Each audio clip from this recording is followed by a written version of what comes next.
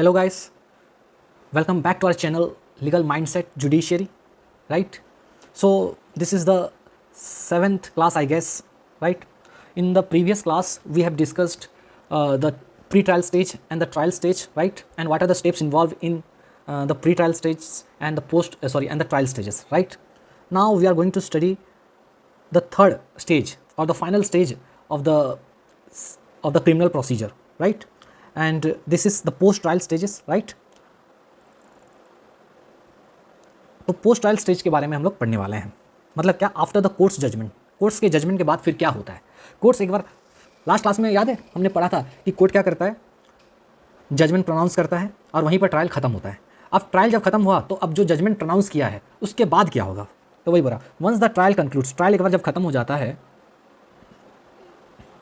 Once the trial concludes the case enters the post trial stage, तो case post trial stage में चला जाता है, विच इंक्लूड सेंटेंसिंग, जिसमें सेंटेंसिंग होता है, अपील होता है, एग्जीक्यूशन सेंटेंस होता है और रिव्यू पिटिशन होता है। ठीक है, चलो तो सबसे पहला चीज़ क्या होता है, सेंटेंसिंग। भाई हुआ क्या, कोर्ट जजमेंट प्रोनाउंस की, ठीक है, जजमेंट में कोर्ट को लगा कि भाई क्या लगा, कोर्ट को ये लगा कि एक्यूज्ड जो है उसके अगेंस्ट में सारा सबूत मिला और एक्यूज्ड को कन्विक्ट कर दिया जाता है। क्या कर दिया जाता है, कन्विक्ट कर दिया जाता है।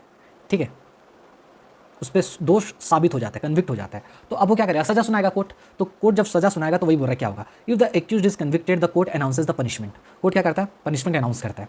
पनिशमेंट में क्या हो सकता है भाई फाइन दे दो, या फिर इम्प्रिजनमेंट सलाखों के पीछे, या फिर ये सिंपल वाला हो सकता है, या फिर रिग्रेस हो सकता है। सिंपल मतलब नॉर्मल, रिग्रेस मतलब चक्की पीसिंग एंड पीसिंग, समझ में आ रहा है। Death penalty, rarest of the rare case में डेथ पेनल्टी भी दिया जाता है, फांसी का सजा। तो यही बोल रहा है। तो जब एक बार एक्यूज कन्विक्टेड हो जाएगा तो उसके लिए पनिशमेंट क्या क्या हो सकता है, उस पर फाइन ठोक सकते हैं, उस पर सलाखों के पीछे भेज सकते हैं, उस पर फांसी का सजा भी दे सकते हैं। समझ में आ रहा है। The court considers factors like severity of the crime. ठीक है, कोर्ट यहाँ पर ये देखता है कि भाई कि जो क्राइम है वो कितना सीवियर था, पास्ट रिकॉर्ड क्या है, mitigating the circumstances before deciding the sentence. तो यहाँ पर कोर्ट बहुत सारी चीज़ों को कंसीडर करता है जब वो सेंटेंसिंग करता है। तो समझ में आ रहा है, ओके। फिर आता है अपील। क्या आता है, appeal.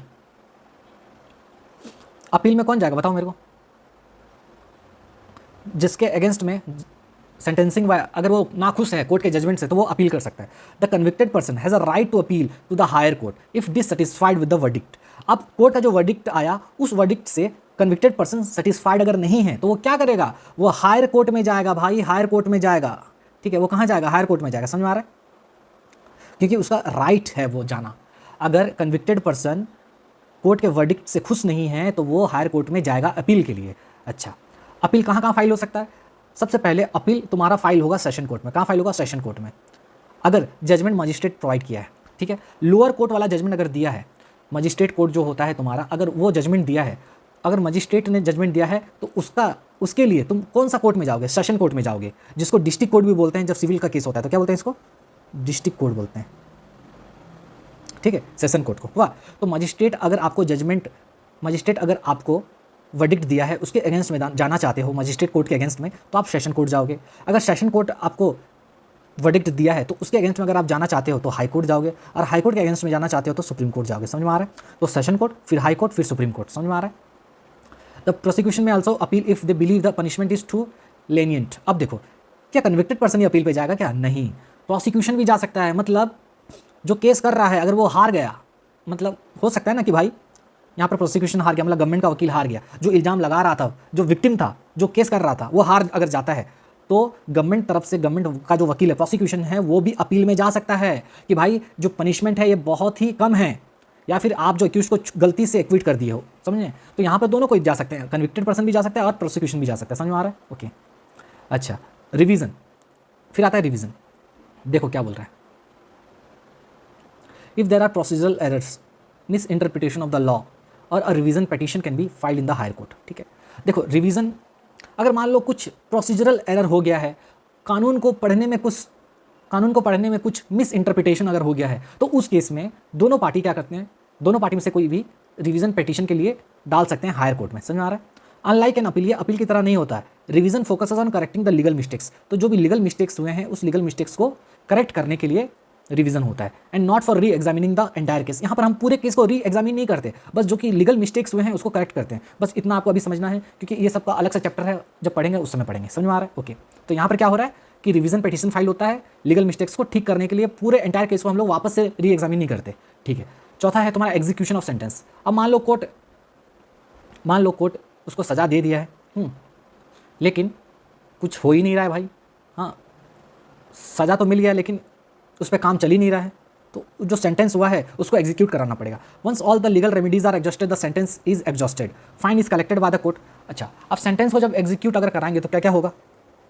Fine is collected by the court, हो सकता है कि आपसे फाइन ले लिया जाए। इम्प्रिजन इज एनफोर्स्ड, मतलब जो सेंटेंस आपको ऊपर वाले पहला पॉइंट में जो सेंटेंसिंग किया था वो सेंटेंसिंग को अभी हम क्या कर रहे हैं? एग्जीक्यूट करा रहे हैं। अगर फाइन ठोका था तो आपसे फाइन लेंगे ना भाई, तो वही बोल रहा है। तो यहाँ पर क्या होगा? फाइन अगर ठोका था तो आपसे फाइन लिया जाएगा, तो उसको एग्जीक्यूट कराना बोलते हैं। सेंटेंस तो दे दिया बट उसको एग्जीक्यूट कराना पड़ता है, ठीक है। तो अगर कोर्ट आप पे फाइन ठोका था तो कोर्ट फाइन लेगी। अगर कोर्ट बोली है कि आपको 2 साल का सजा होगा तो आपको जेल भेजा जाएगा, यानी imprisonment is enforced, accused is sent to the jail. अगर डेथ पेनल्टी अनाउंस कर दी, डेथ पेनल्टी अगर प्रोनाउंस कर दी कोर्ट, तो क्या होगा? If awarded is carried out under the strict legal procedure, तो आपको फिर फांसी का सजा दिया जाएगा। After all the appeals and mercy petitions are exhausted, मान लो सभी अपील्स आपका खत्म हो चुका है, मर्सी पिटिशन खत्म हो चुका है, तो आपको क्या होगा? डेथ पेनल्टी होगा, समझे। फिर है तुम्हारा रिव्यू और मर्सी पिटिशन, ये लास्ट स्टेप है ट्रायल का, ठीक है। क्या होता है देखो, in some cases review petition can be filed if new facts emerge or there was a mistake in judgment, ठीक है। तो बोल रहा है कि कभी कभी क्या होता है ना, मान लो कुछ नया फैक्ट सामने आ गया, या फिर मिस्टेक जजमेंट में पाया गया, मिस्टेक था जजमेंट में, या फिर नया फैक्ट समझ आ गया निकल के, तो उस केस में एक रिव्यू पिटिशन फाइल किया जाता है, समझ में आ रहा है। For death penalty cases the accused can file, तो डेथ पेनल्टी केस के लिए एक्यूज्ड 2 पिटीशन फाइल कर सकता है। एक होता है क्यूरेटिव पिटीशन, जो कि लास्ट जुडिशियल रेमेडी होता है, जो सुप्रीम कोर्ट में फाइल किया जाता है, और एक होता है मर्सी पिटीशन, जो कि प्रेसिडेंट ऑफ इंडिया के सामने फाइल किया जाता है। मतलब प्रेसिडेंट ऑफ इंडिया को फाइल करते हैं मर्सी पिटीशन, या फिर गवर्नर को फाइल करते हैं अंडर आर्टिकल 72 और 161 ऑफ द कॉन्स्टिट्यूशन, समझ में आ रहा है। तो रिव्यू पिटीशन, तो डेथ पेनल्टी, किसी को फांसी का सजा हो गया तो भाई फांसी का सजा को हटाने के लिए तो 2 पिटीशन फाइल कर सकता है accused, curative petition supreme court के सामने और mercy petition president of India और गवर्नर के सामने, समझ में आ गया। तो ये बस आपको बस 1 लाइनर एक तो याद रख लेना है, लिख के रख लेना है, समझ में आ रहा है। अच्छा, कंक्लूजन पढ़ लेते हैं, क्या बोल रहा है। The post trial stage ensures that convicted person get a fair chance to challenge their sentence while allowing the state to execute the judgement in the legal manner, ठीक है। तो वही सब चीज़ है जो पढ़े। तो यहाँ पर पोस्ट ट्रायल स्टेज क्यों, पोस्ट ट्रायल स्टेज जो होता है वो ये इंश्योर करता है जो कन्विक्टेड पर्सन है उसको फेयर चांस मिले, ठीक है, ताकि वो सेंटेंस को चैलेंज कर सके। और दूसरे तरफ जो स्टेट जो है, ठीक है, while allowing the state to execute the judgement in a legal manner, ठीक है, स्टेट भी जो है वो जजमेंट को अच्छी तरीके से एग्जीक्यूट करे लीगल मैनर में, समझ में आ रहा है। तो ये है तुम्हारा 5 स्टेप्स कहाँ का, पोस्ट ट्रायल स्टेज का। चलो एक बार बस वापस से रीड कर लेते हैं। तो पोस्ट ट्रायल स्टेज कहाँ से स्टार्ट होता है? जजमेंट एक बार प्रोनाउंस हो गया वहाँ से स्टार्ट होता है। जजमेंट प्रोनाउंस हुआ, उसके बाद जजमेंट प्रोनाउंस होने के बाद सेंटेंसिंग होता है, ठीक है। क्या होता है? सेंटेंसिंग होता है, ठीक है। सेंटेंसिंग हुआ, उसके बाद अपील में जाओगे।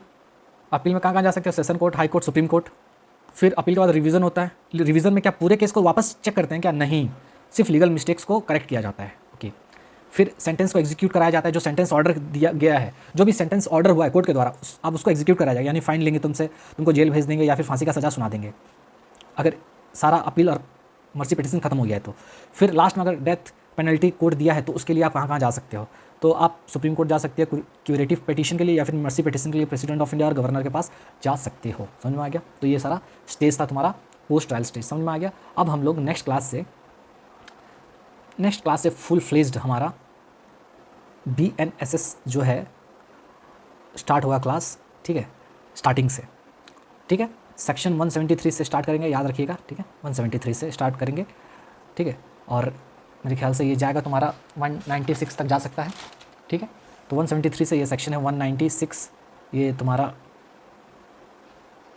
चैप्टर नंबर 13 है, ठीक है। चैप्टर 13 पढ़ेंगे और यहाँ से हम लोग का BNSS का फुल फ्लेश क्लास स्टार्ट होगा। ये सब बेसिक चीज़ था, ये सब जितना चीज़ मैं बताया हूँ ये सारा बेसिक्स है, ठीक है। इतना तो चीज़ आप लोग को पता होना चाहिए, ठीक है। अगर आप BNSS या फिर CRPC पढ़ रहे हो तो ये सब बेसिक चीज़ है जो कि लॉ स्टूडेंट को नहीं पता होता, समझ में आ रहा है। तो इसलिए ये बेसिक था। अब हम लोग फुल फ्लेश्ड क्लास स्टार्ट करेंगे कब से? नेक्स्ट क्लास से, ठीक है। तब तक के लिए bye, take care and this is Sam signing of.